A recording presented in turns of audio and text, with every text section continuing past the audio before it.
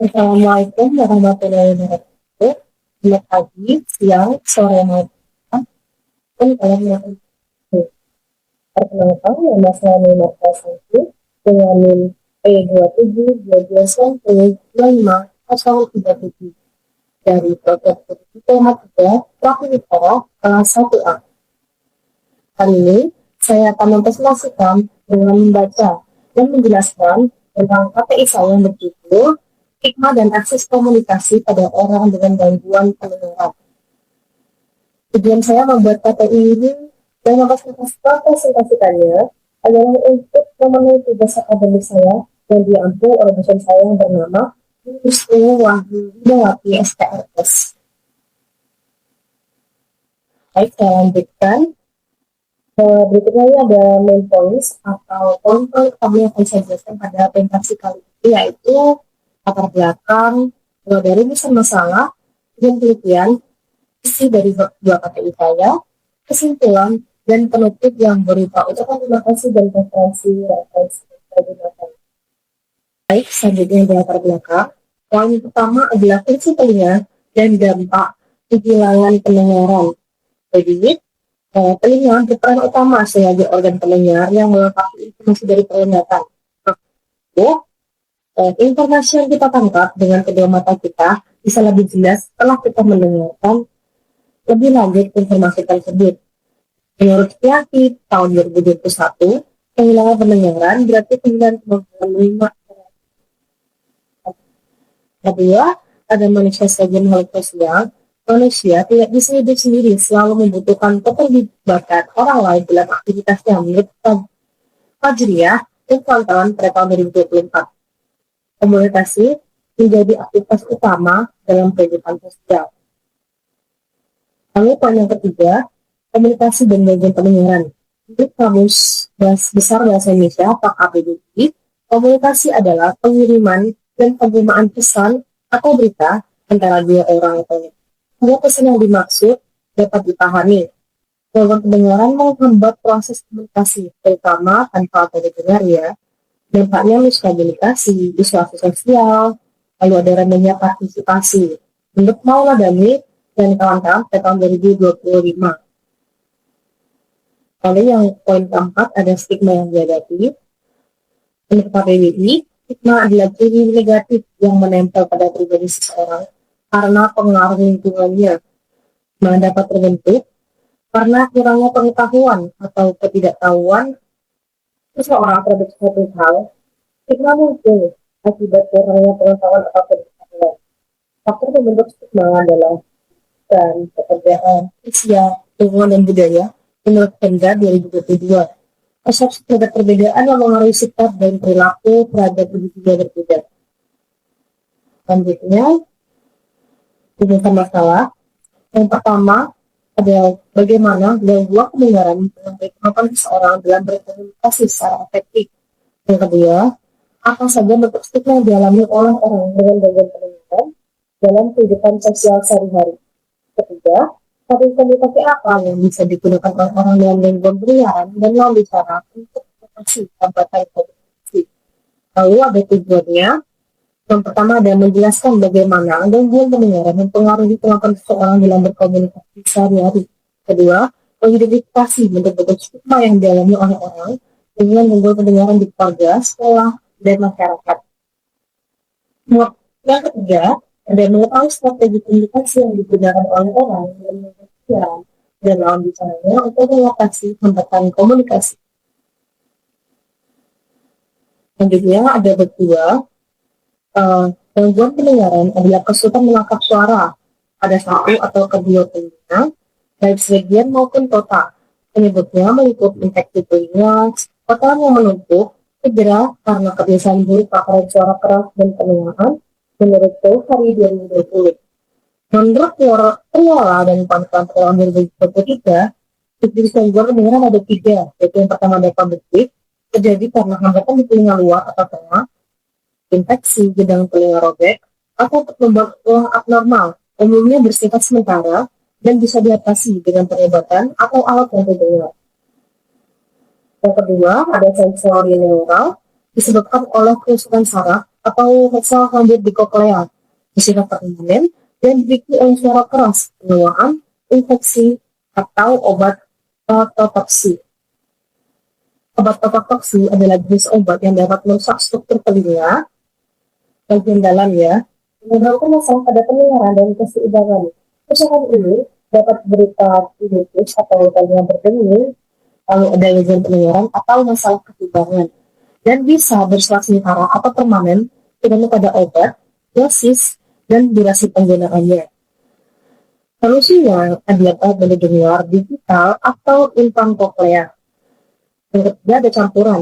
Gangguan kognitif dan sensorineural, penanganannya memerlukan pendekatan medis dan rehabilitasi audiologis secara bersamaan.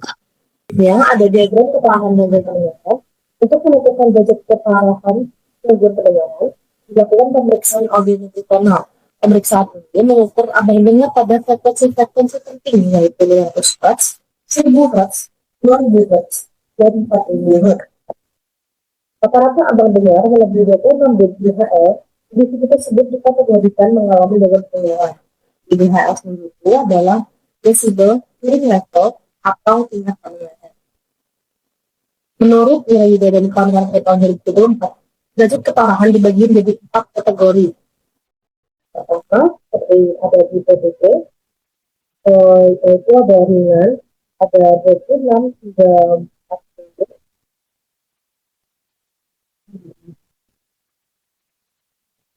Suara pelan, terutama dia lingkungan bising. Dan kedua ada sedang, pada fase 1 sampai 55. Itu sulit untuk memahami kecepatan normal, lalu perlu meningkatkan volume atau bantuan komunikasi saat mendengarkan.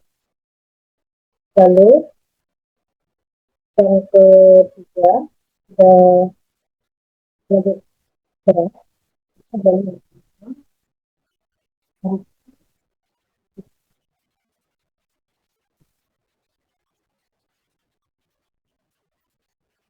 ada pada saat ini individu hanya bisa menangkap suara keras, komunikasi verbal sangat terbatas. Lalu individu ke atas dan dia tidak bisa mendengar. Jadi sangat bergantung pada alat bantu atau bahasa isyarat. Ada gambar pemeriksaan audiovisional yang saya ambil dari Physical Medical Center.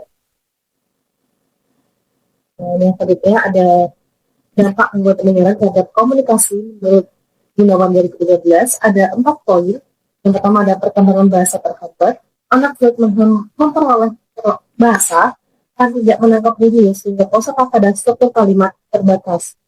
Lalu ada kotak verbal terbatas. Bicara cenderung datar, artikulasi tidak jelas dan minim ekspresi karena kurangnya umpan balik pendengaran.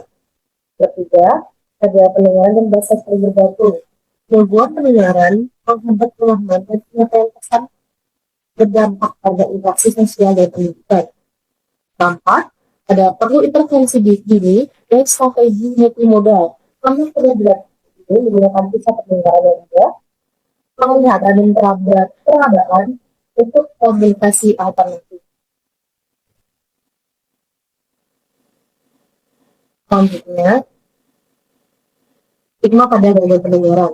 Stigma terhadap penyebab pendengaran muncul akibat keterbatasan komunikasi, sehingga mereka sering dianggap tidak mampu atau tidak layak berpartisipasi dalam kehidupan sosial. Menurut Karina Signugropa dan Kamajaya pada tahun 2012, stigma ini berasal dari lingkungan sosial maupun dari dalam diri individu, dan keduanya saling mempengaruhi proses adaptasi. Bentuk stigmanya itu, yang pertama ada stigma sosial eksternal.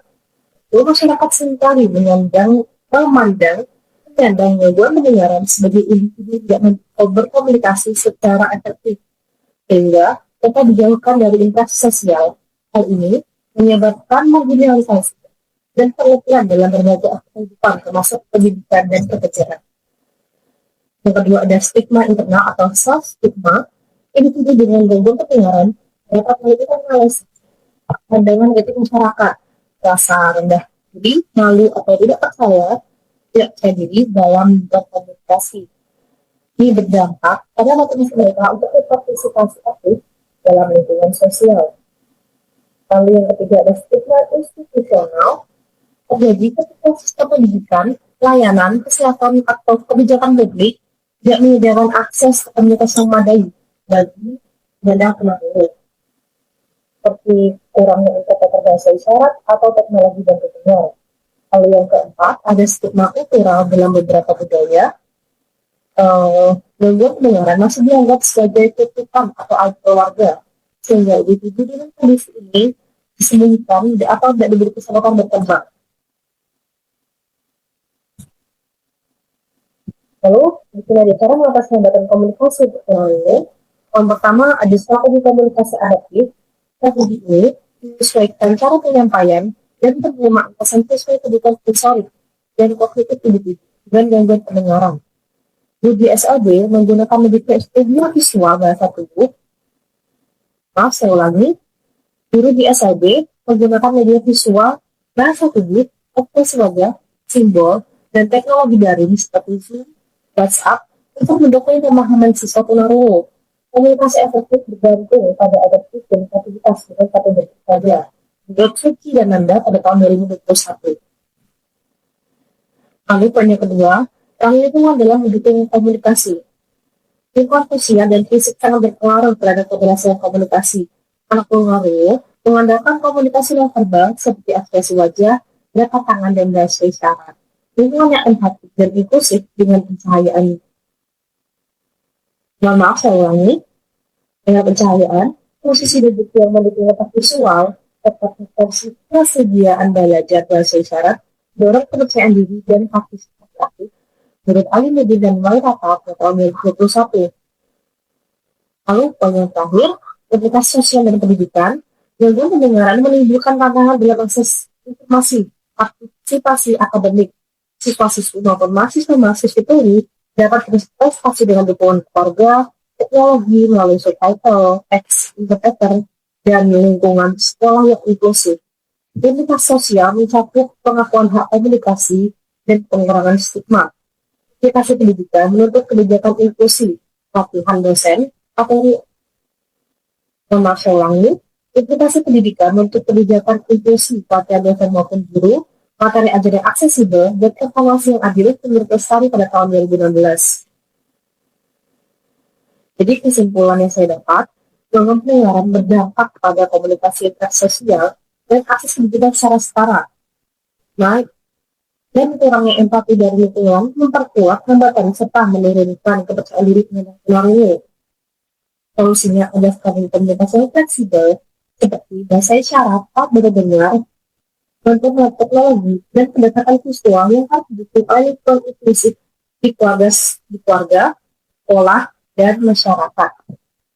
Ada referensi yang saya gunakan dalam pengerjaan KTI saya mengucapkan terima kasih yang sebesar-besarnya pada seluruh sumber referensi yang telah membantu saya dalam penyusunan karya tulis ilmiah ini. Setiap kutipan, data, dan gagasan yang saya gunakan sangat berperan dalam memperkaya pemahaman saya tentang isu gangguan pendengaran dan komunikasi inklusif.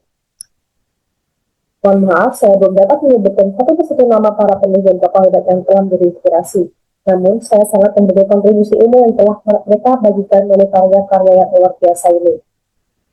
Tidak dapat dipungkiri pula, saya menggunakan bantuan AI atau Artificial Intelligence dalam proses penyusunan karya ini sebagai alat untuk memperhatikan struktur, memperjelas kalimat, dan memperkaya sudut pandang saya. Namun, setiap keputusan isi, arah pembahasan dan refleksi yang tertuang berasal dari proses belajar, referensi, dan pemahaman pribadi saya. Baik, setelah tiba kita di penghujung refleksi KTI saya, terima kasih telah menyimak hingga selesai. Dari awal saya mengerjakan hingga selesai hingga sekarang, hal terus ini bukan sekedar tugas akademik, tapi juga perjalanan pemahaman saya terhadap mereka yang hidup dalam senyap, yang serta tidak terdengar, yang dapat berusaha terhubung dengan dunia di sekitarnya. Melalui proses ini, saya belajar bahwa berkomunikasi bukannya soal suara, tetapi soal keterhubungan, empati, dan keberanian untuk memahami. Karena dari banyak karya ini masih jauh dari kata sempurna, sebagai seseorang pelajar, saya masih terus berkembang dan belajar dari setiap proses yang saya jalani. Mohon maaf apabila terdapat kekurangan dalam isi maupun penyampaian. Segala kritik dan masukan akan menjadi bekal berharga dan maaf, saya ulangi, segala kritik dan masukan akan menjadi bekal berharga untuk perbaikan di masa mendatang. Semoga apa yang saya sampaikan kali ini dapat membuka wawasan kita semua tentang pentingnya menciptakan lingkungan yang inklusif, tidak hanya mendengar, tapi juga memahami. Mari kita bersama-sama untuk membangun ruang komunikasi yang lebih empatik, terbuka, dan bermartabat. Terima kasih. Wassalamualaikum warahmatullahi wabarakatuh.